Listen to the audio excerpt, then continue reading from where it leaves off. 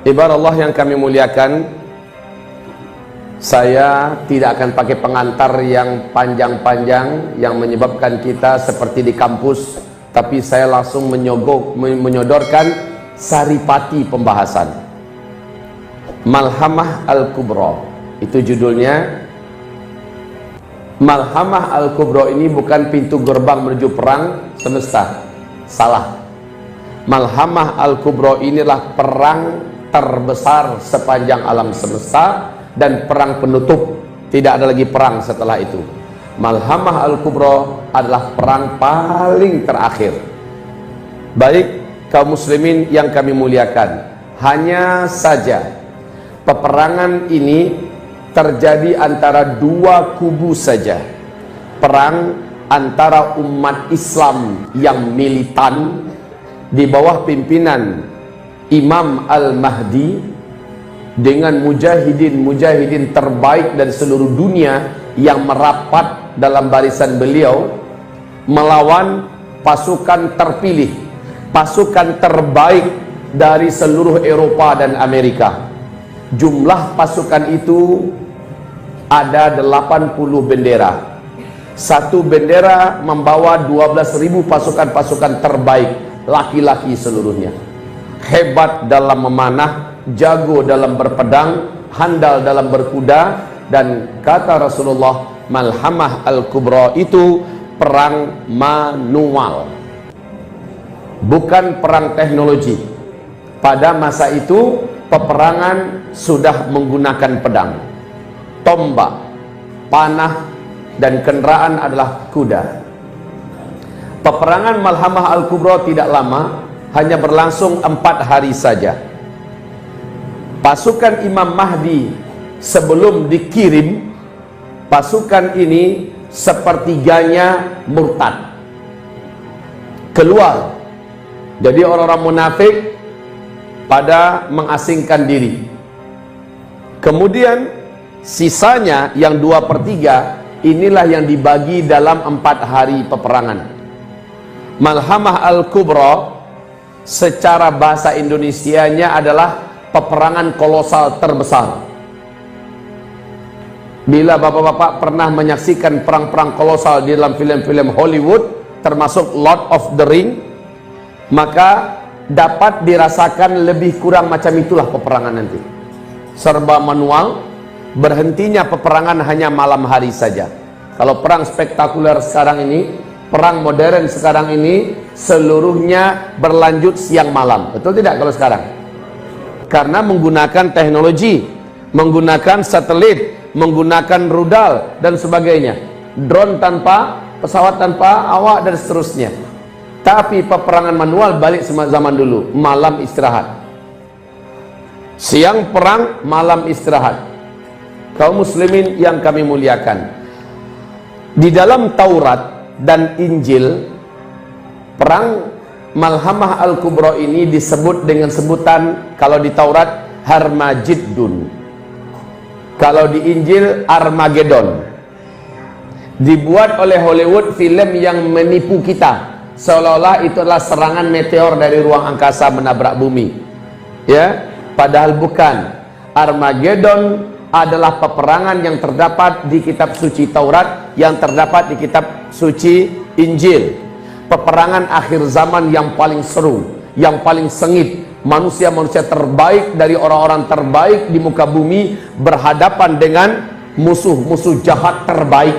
Daya tempur mereka terbaik, kehebatan mereka juga terbaik, strategi mereka juga terbaik, dan jumlahnya luar biasa fantastis dibandingkan dengan pasukan mujahidin di bawah pimpinan Imam Al-Mahdi. Peperangan yang maha dahsyat, peperangan full body contact, fisik dengan fisik, peperangan yang sangat adil. Kalau sekarang nggak adil, umat Islam nggak pegang apa-apa, semua teknologi di tangan musuh-musuh Islam, semua kemajuan di tangan mereka, bala tentara, dana, media, segala macam di tangan mereka. Allah maha adil. Allah akan hantamkan meteor ke muka bumi ini nanti, dan meteor ini yang menghentikan semua teknologi serentak. Setelah itu kalian semua, kata Rasulullah, kembali seperti zaman sekarang. Kalian akan menggunakan semuanya serba manual. persis seperti zaman ini. Perang kalian saat itu adalah menggunakan pedang. Perang kalian ketika itu menggunakan panah. Perang kalian saat itu menggunakan tombak. Kendaraan kalian paling banter kembali kepada kuda. Kaum muslimin, peperangan ini terjadinya bukan di Afrika, bukan di Amerika, di Eropa, bukan di Rusia, di Cina, bukan di Indonesia. Peperangan ini terjadinya nanti di Suria. Tempat peperangan itu adalah di A'maq atau di Dabiq, kata Rasulullah, sebelah utara daripada Suria. Tempat yang ada sekarang Ghutah, ya, yang habis-habisan diperangi dan dihancurkan, ini pun salah satu wilayah dan markas perang Armageddon itu nanti. Subhanallah, peperangan tidak berlangsung lama. Apa penyebabnya? Nanti saya sampaikan. Apa penyebabnya? Apa yang terjadi? Lalu apa hasilnya? Insyaallah ini akan kita bahas pada malam hari ini. Hadis-hadis yang panjang menceritakan tentang perang puncak akhir zaman ini. Saya ketika melihat Lord of the Ring, berulang-ulang saya lihat kembali hadis-hadis Nabi yang saya baca tentang perang akhir zaman itu, tergambarkan secara visual di sana. Tergambarkan bagaimana peperangan antara orang-orang normal, dalam bahasa kita orang-orang baik, mujahid-mujahidin terbaik, orang-orang taat yang paling taat melawan orang-orang kafir terbaik dalam pertempuran, yang terlatih, yang paling disiplin dalam peperangan.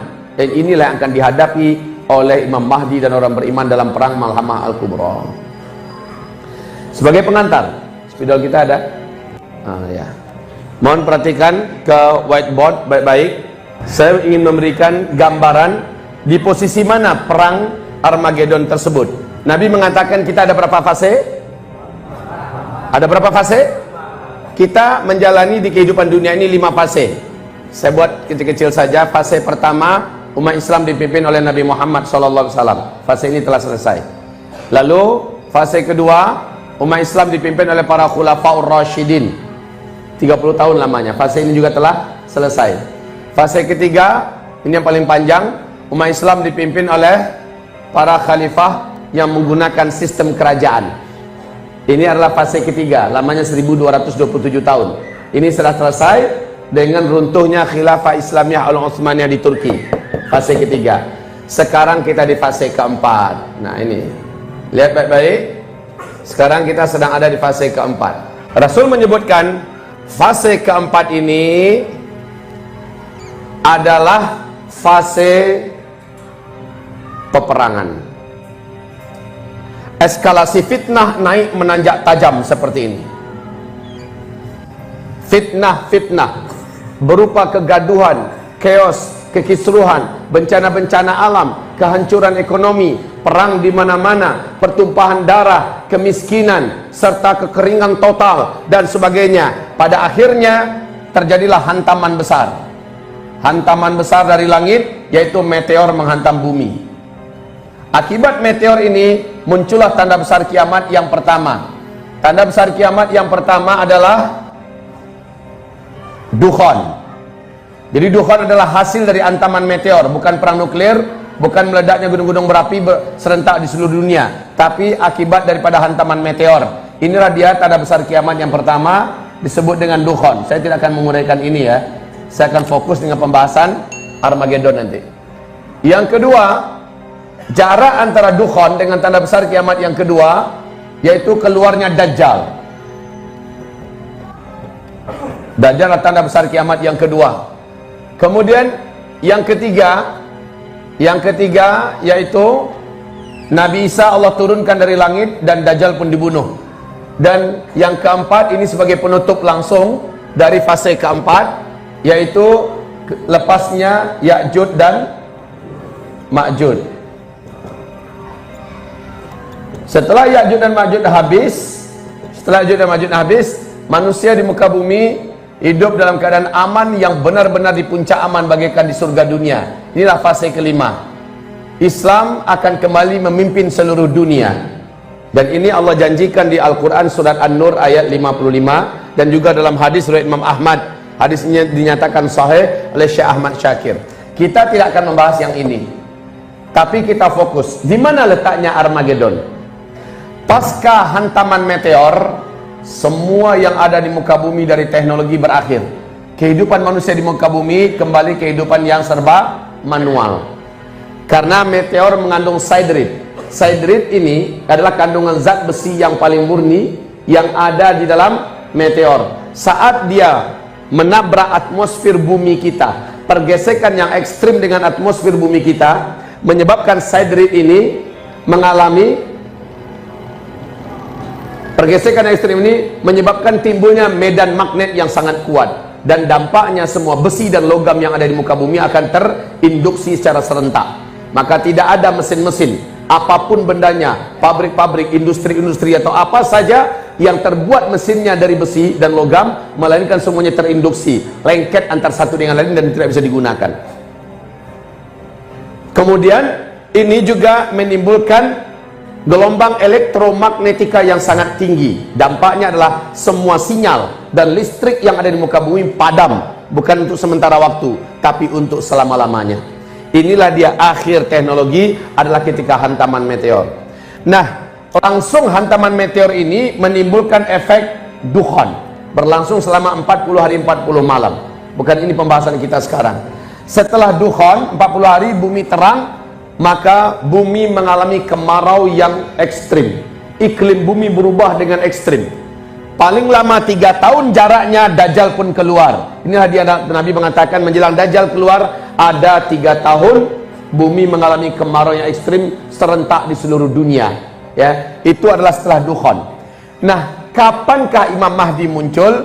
Imam Mahdi muncul adalah setelah hantaman meteor.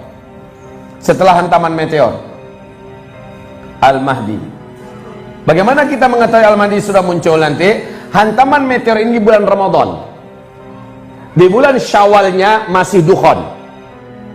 Di bulan Zulqa'dah terjadi kekacauan dan perselisihan yang sangat hebat di tubuh kerajaan Arab Saudi dalam bentuk perang dan perang, keamanan tidak terjaga. Bulan Zulhijjahnya jamaah haji dibantai di Mina. Kemudian bulan Muharramnya Al-Mahdi dibaiat. Al-Mahdi dibaiat di depan Ka'bah, ya. Nah, setelah Al-Mahdi memimpin seluruh umat Islam di dunia, Imam Mahdi dengan cepat menaklukkan seluruh negeri-negeri Arab dan disatukan kembali dan dibuat namanya seperti nama dulu, Jazirah Arabia. Arab Saudi akan hilang dari nama. Qatar, Uni Emirat Arab, Kuwait, Bahrain, Oman, Yaman, semuanya akan hilang, kembali kepada nama asal, yaitu Jazirah Arabia. Tunduk dan takluk di bawah kekuasaan Imam Al-Mahdi. Seluruh negeri Syam, Palestina, Syria, Lebanon, Yordania, satu persatu juga ditaklukkan dengan cepat. Israel hilang dari peta dunia selama-lamanya. Imam Al-Mahdi ini memimpin pertempuran dengan sebaik-baiknya kepemimpinan. Beliau bukan hanya sekedar jago retorika, bukan hanya luas ibadah, luas ilmunya, hebat ibadahnya, tetapi memang juga cekatan dalam menguasai senjata-senjata manual. Paling pemberani, dan beliau adalah paling ahli dalam strategi perang. Padahal sebelumnya sosok beliau tidaklah seperti itu. Dia hanya seorang talib biasa di kota Madinah Al-Munawwarah. Tapi kata Rasulullah, dalam satu malam dia di-upgrade oleh Allah sehingga memiliki kemampuan itu seluruhnya, siap memimpin dunia ketika dunia sudah mulai putus asa. Kacau di mana-mana, perang di mana-mana, kezaliman terjadi di mana-mana. Benar-benar Imam Mahdi melihat dunia tidak mungkin terselamatkan, tapi Allah upgrade dia sehingga malam itu dia memiliki keyakinan dan memiliki keberanian untuk siap memimpin.